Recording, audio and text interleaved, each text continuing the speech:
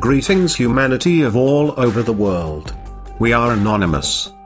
The shadow forces behind the New World Order are following a slow-paced agenda of total control over mankind and our planet's resources.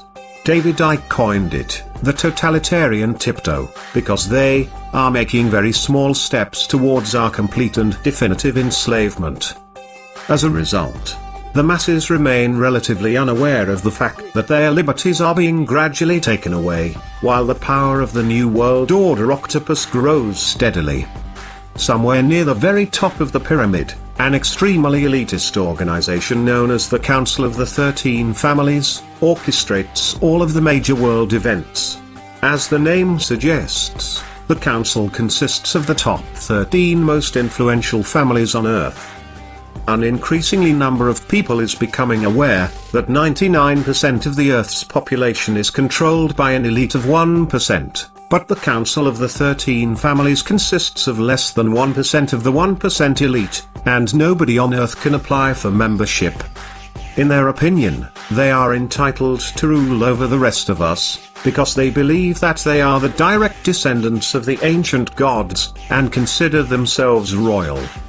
These families are 1. Rothschild, Bauer, or Bauer. 2. Bruce. 3. Cavendish, Kennedy. 4. De Medici. 5. Hanover. 6. Habsburg. 7. Krupp. 8.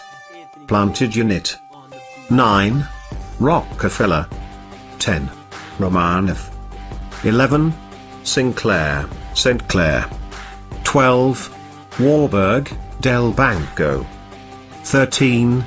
Windsor, Saxe-Coburg-Gotha. Personally, I suspect that this may not be the complete list and some very powerful lineages are still unknown to us. The Rothschild dynasty is unquestionably the most powerful, visible, bloodline on Earth, and their estimated wealth is around $500 trillion.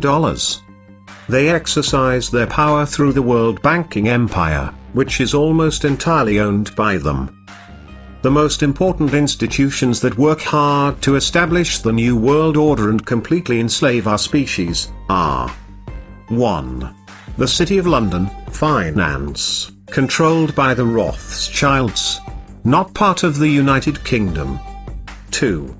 The United States Federal Reserve, finance, private bank, owned by the Rothschilds, not part of the United States. 3. The Vatican City, indoctrination, deception and scare tactics, not part of Italy. 4. Washington, D.C., military, mind programming, brainwashing and depopulation, not part of the United States. All of the above institutions function as individual states, operating under their own laws, hence, there is no court of law on Earth that could ever prosecute them. The multitude of secret societies in existence today operate as branches of a mega corporation, which is owned by the Council of the 13 Families. Even though they have been handsomely rewarded for their work, the members of these secret societies are not members of the elite bloodlines, they don't know who their masters are, and they have no idea what the real agenda is. Another mass enslavement tool that they are using against us is the so-called educational system. Schools are no longer what they used to be, and children are learning to memorize without thinking, and obey without questioning. In fact, this established educational system is extremely expensive to keep operational, and obsolete in the age of the internet. Why obsolete? You may ask. Because the internet gives us free access to almost infinite amounts of information. So why are we still paying huge amounts of money for governmental education? Because the world's elite require that our children learn conformity and inside-the-box thinking. Mankind's faith is hanging in the balance right now, as the control of the New World Order octopus spreads. On the one hand, we are very close to our complete enslavement, while on the other hand, we could easily crumble to the ground their pyramid of power, by simply uniting against their deception in a peaceful revolution of minds, hearts and souls. We've asked for years what their greatest weapon of enslavement is. Is it poor education combined with constant indoctrination? Is it the fear generated by religion? Is it the fear of being punished, jailed, or killed by the system? Or is it the invisible enslavement of the monetary system? In our opinion, all of the above combined had a huge impact on our society and the way we think, but their biggest weapon is hands down the financial system.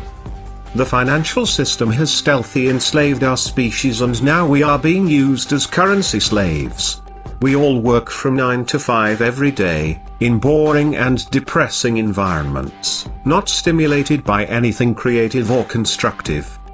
In most cases, the sole motivation for going to work is the next paycheck, and no matter how hard we work, we never seem to have enough money.